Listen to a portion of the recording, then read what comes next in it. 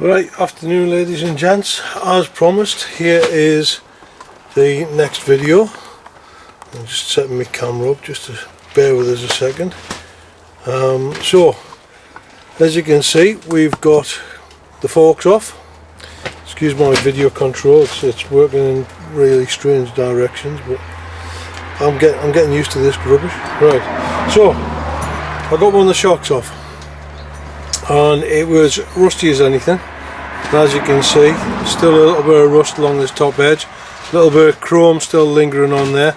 I've just gone on it with a buffing wheel, and it's not doing enough, so I need to get these separated. Now, taking the bushing out of the top of there, and I can see that there's a thread inside of the top. Problem is, you can't get a hold of anything down here, so I'm figuring I need to somehow get that opened up. Now, do my best, I can get that to move a fraction, but I can't get it very far, so I need some spring compressors. The only ones I've got, however, are for cars, and they're like this, so they're massive, too big. I could order something off the internet, but that'll cost money and it'll take time, and I'm getting a bit impatient, so the survivalist kicked in. I've got a length of 8mm threaded bar. I only need about 4 inches or so, yeah, to make a set of fairly lightweight, because that's not very heavy, that spring, fairly lightweight spring compressors. So I've got that. What else do we need? We need some metal. So I've got some bits of angle here which I looked at, and I thought, well, those sort of shapes hooked around the back of the spring will keep that from moving. So you can't really see that. So there you are, hooked around the back of the spring like that. That would keep that from coming out and losing grip. So if I made a few of those in like that, put the threaded bar between that, and nuts and washers either side, I've effectively got a spring compressor. Make a pair of them up, we might have ourselves a result. So that's what I'm going to have a go at. Yeah, nothing lost by trying in my book, and as well in my book I say work with what you've got, because if you haven't got it, it's not a problem. So we'll keep on with it. I'm going to pause you there. We'll come back to you when we've done a little bit more, see how we get on. Right, here we are back again. A few bits and pieces all cut out. It's literally only been 20 minutes. That's all it took.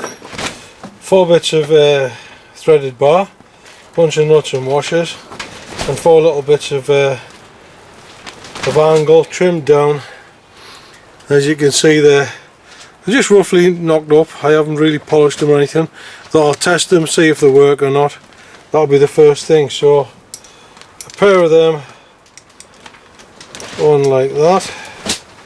Look at that. There you go. There you go. That's the first one. Trying to juggle everything for the camera so you can see it. I haven't actually run these threads through yet.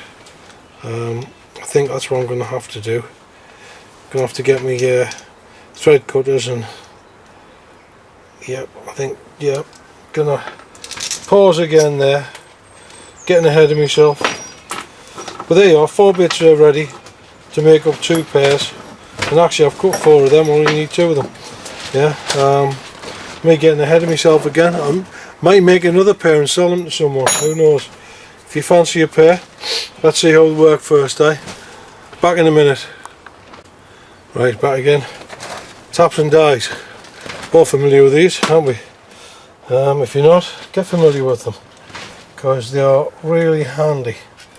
M8, that's the one we're looking for, and this is the tool we're looking for that. These work in quite nicely. Little screw there. There's a little point on the end. Little groove on that side. That drops in there. Getting a little bit of info for you. and that holds it steady so that doesn't turn. Onto that, get the right size. That's M8. That was M12, a lot bigger.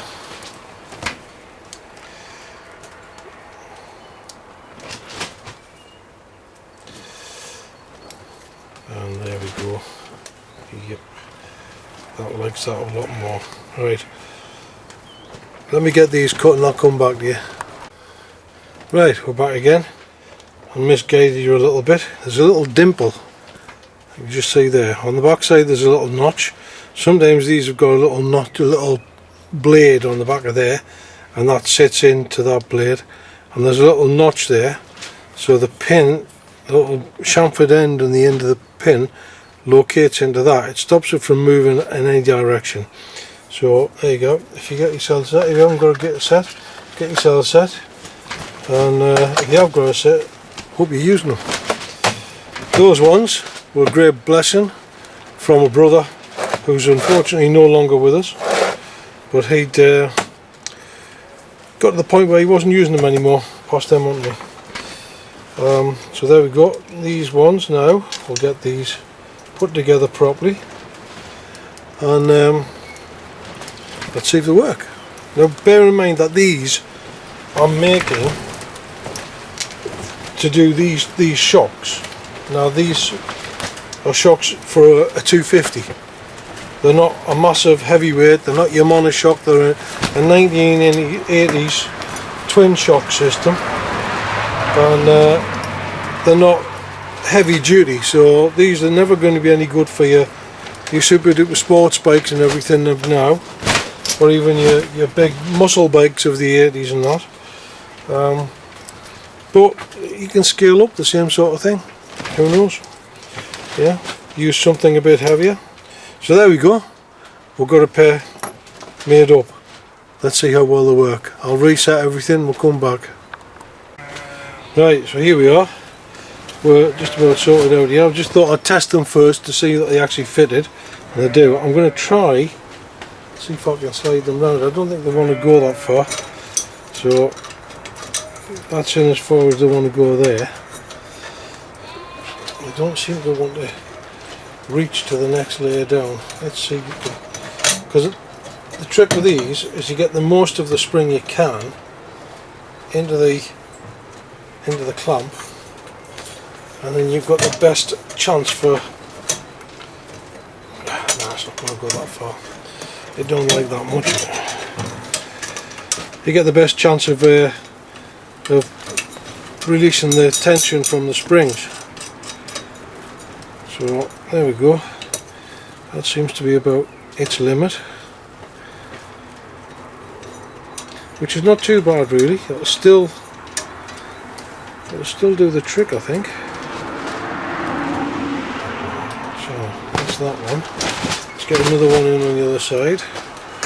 Because they work in pairs, just in case you're not familiar with them, you have to go in either side.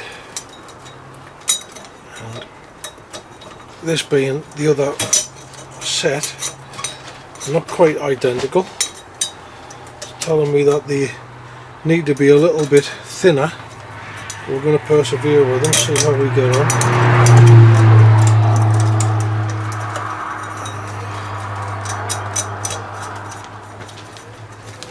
Right, there we go.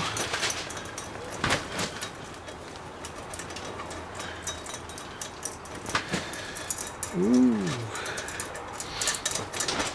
Feel a bit like a pioneer from back in the early days of motoring here, making a tool to do a job. Right, I think we're at the point where we need to be on it with a spanner. Now unfortunately these are 13mm and I don't have a 13mm flat bit spanner like an open ender. I've only got these two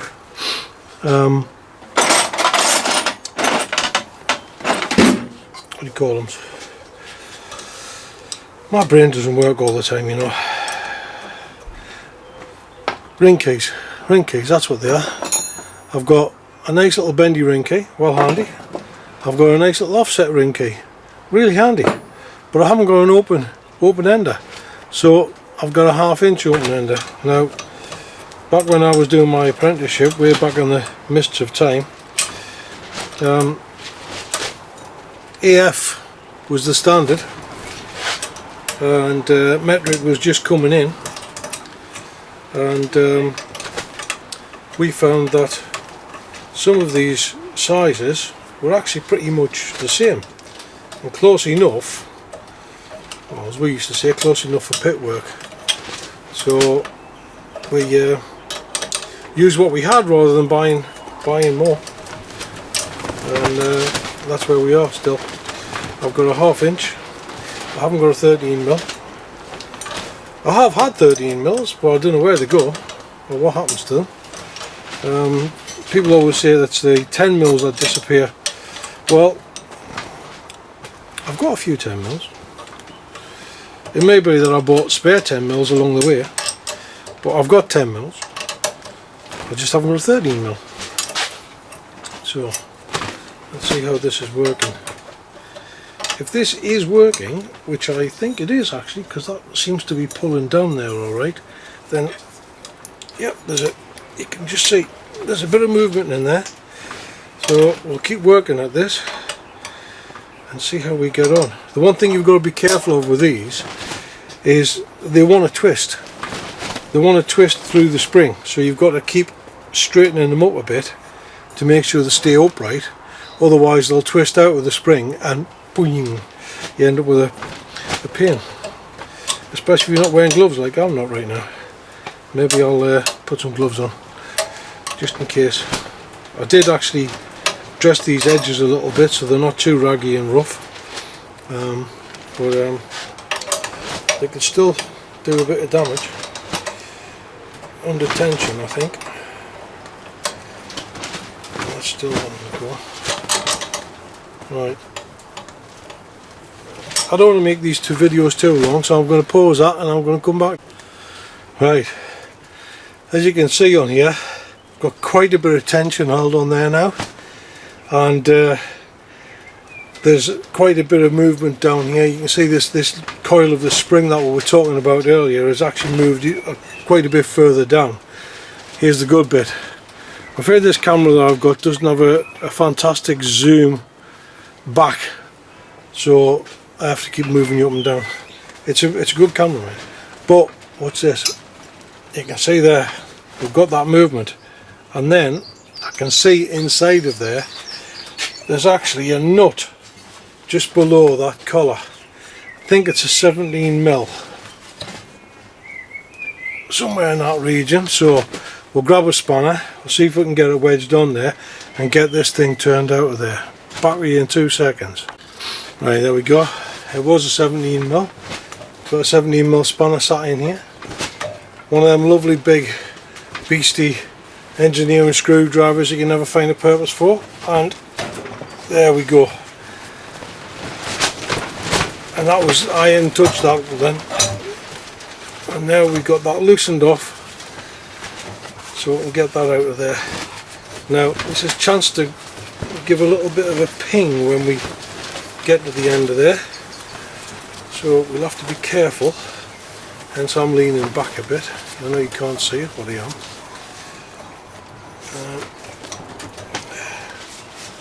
Can't be far off there now.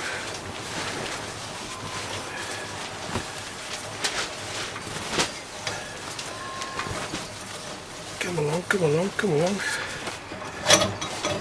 What are you doing here? Ah, that's why. Ah, that's now pushed itself up, and that's come off the spanner. So how do we get around that? I really don't want to try and put any more tension on that. See if we can find a pair of long nose pliers. We can just get a hold of that thread in there with that, and yep, shouldn't take a lot of tension. just to get that loosened off there, so it's not actually damaging the threads in real terms. And there we go, bingo, got it off.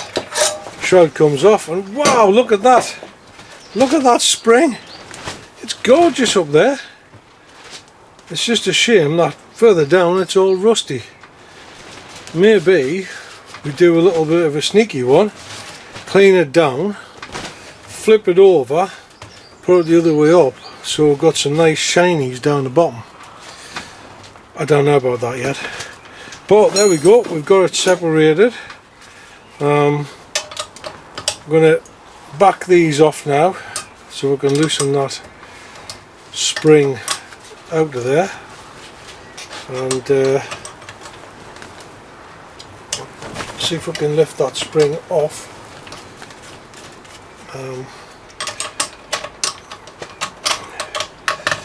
Seems they don't want to let go. They've been that good. They've been that good, they don't want to let go.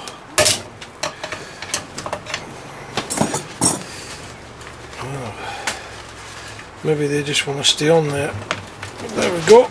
There's the old spring off. And the collar. Bit of cleaning up to do now. And a bit of figuring out what we do with this. Might be that if this has got enough travel on the vise, we can put that spring into the vise and pop those spring lifters out of there. And a bit more cleaning up to do, and I think that's probably going to be painted. So, because we can't really leave it like that. I've ground off all of the chrome off there, and it's, you can see it. You can see some of the lines on there. So I'll have to get a finer disc to give it a bit of polishing, and get all that chrome off the top of there. Give it a good clean up and paint.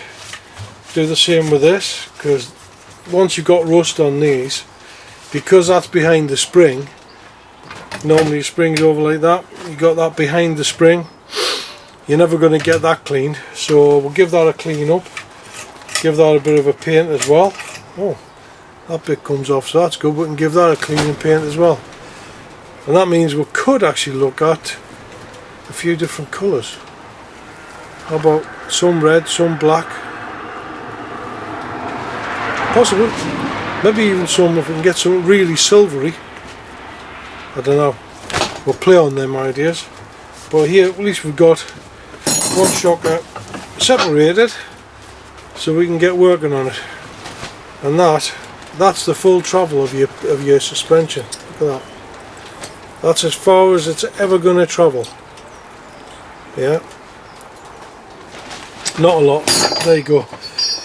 So we'll get on with it. We'll do a bit of cleaning, because that's boring. You don't want to watch that, really, do you? And we'll see how we get on with it. And we'll speak again later. Bye for now. Well, there you go. I'm fortunate that my vise was just big enough with a bit of a squeeze to get it fitted in there, and with a little bit of jiggery. One thing I've noticed is that the holes through here need to be tapered slightly, so that when they actually tighten, which they tend to expand like that, yeah, it means that they can loosen off and move up and down. So maybe a slight remount on those and tweak them a little bit.